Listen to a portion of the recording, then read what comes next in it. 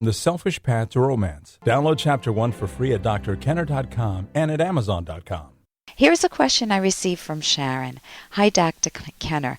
I feel like I'm a robot run by a program. Since I was very young, I would ask, what do I do? And I'd be very bored and aimless when someone wouldn't give me the proper response. Now I'm 16 years old.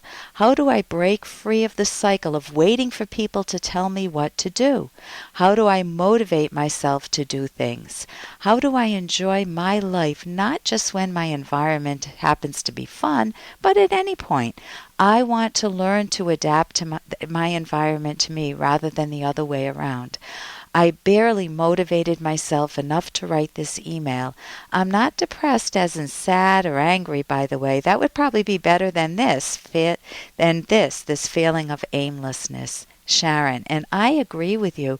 If you were depressed or angry, at least you've got some motivation. But when you try to deaden all your emotions and you wait for life to happen, you get that feeling of aimlessness, purposelessness, and that's the exact opposite of what you want in life. If you wanted to torture yourself, or if anybody wanted to torture themselves, what they could do is become aimless, not set any goals, not have any values in life, not allow yourself to form values. And when I mean values, I mean hobbies, whether it's kayaking or hiking or biking or dancing or reading, joining a book club or bowling.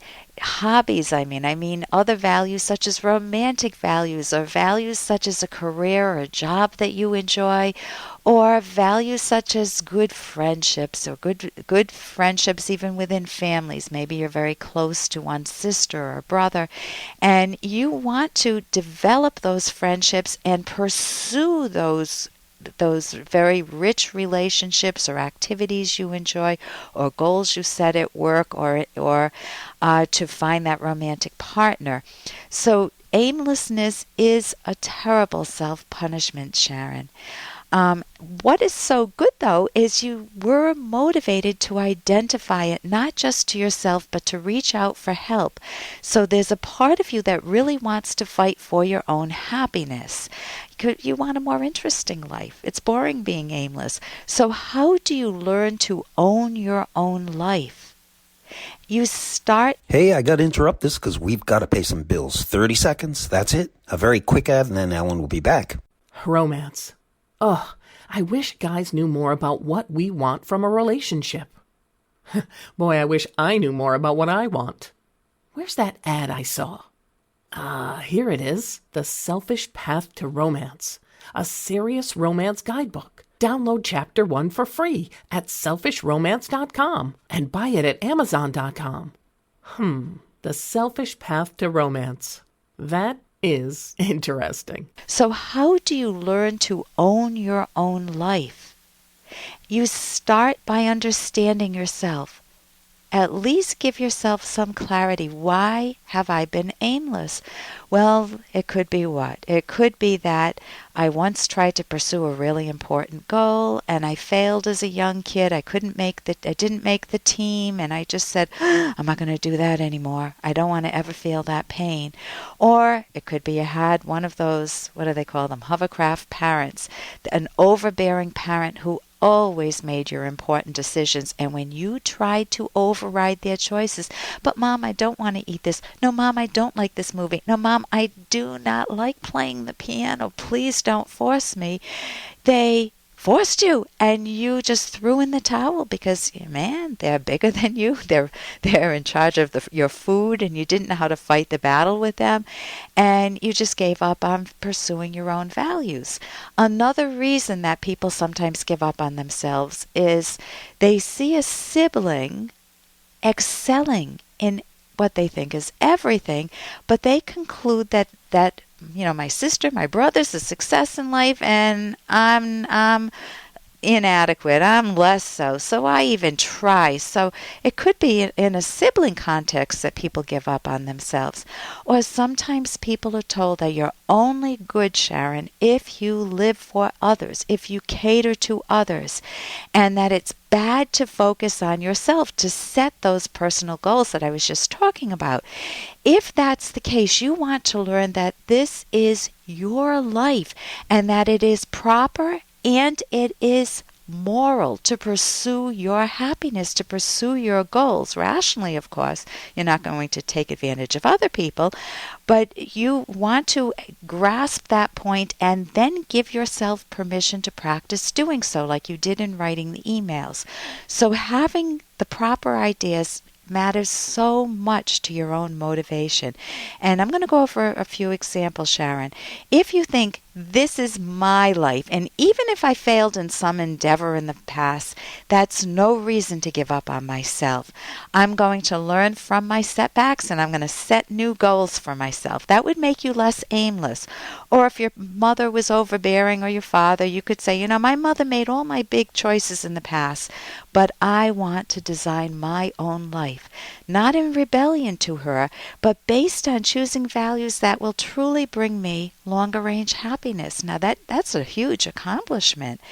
Or if it was a siblings issue, you could say, even though my sister and brother excel in many things, that doesn't mean that I can't have a good life too. What are my top interests? What would I like my future to be like? I know I went back to school when I was in my 20s, after I had read The Fountainhead and Atlas Shrugged by Ayn Rand, that I discovered the motivation to pursue my dreams. So I wish the same for you. And you can also read my book, The Selfish Path to Romance, that I wrote with Dr. Ed Locke. I'm Dr. Ellen Kenner. And here's a little more from Dr. Kenner. I haven't been sleeping. I've been clearing my head. Never felt like myself. Sick. Nauseous. Sleepy. Everything looks distorted and everything inside just kind of aches and you can barely find the will to complain. And that's Jack Nicholson from As Good as It Gets. And have you had that feeling? Day after day you wake up, you just feel depressed, down in the dumps, you just feel like the whole world feels like a black cloud and you don't know how to get out of that muck. And wherever you turn, it seems like you've got stress, you've got problems in your life, you've got work to get done, you've got projects that have been unfinished forever, your kids are yelling at you, your marital relationship's not good and work's not good. What do? Do you just throw in the towel and remain depressed? Or do you figure a way to start to gently put your life back together? And that's where it starts. It starts with yourself, not beating up on yourself, but just taking stock of what needs to be done. Some people call it a brain dump. You take a piece of paper and you take everything that's on your mind and you dump it out on paper. You write it down. Write. Make lists if you prefer to write it in lists, so you can actually write it out longhand.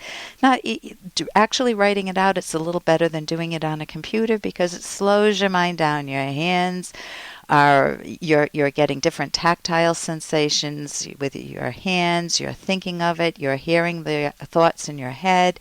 So you're just giving a little more thought to what's going on in your life. And then you can prioritize. You might circle the thing that's most important to get done. It might be working on your relationship. It might be maybe cleaning one closet or cleaning one area in your house.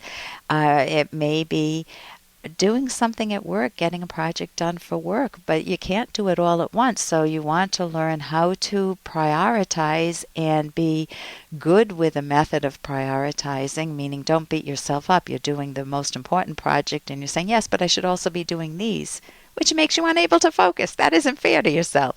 So you want to learn how to basically think yourself out of a depression. Of course, therapy can help tremendously because it teaches skills. For more Dr. Kenner podcast, go to drkenner.com and please listen to this ad. Here's an excerpt from The Selfish Path to Romance by Drs. Kenner and Locke.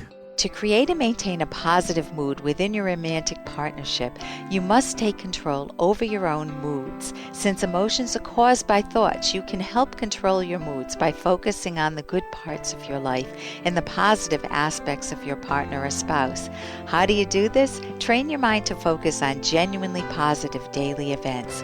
Contrast this with making exhaustive lists of the upsetting things that happen to you each day, as many chronic warriors do.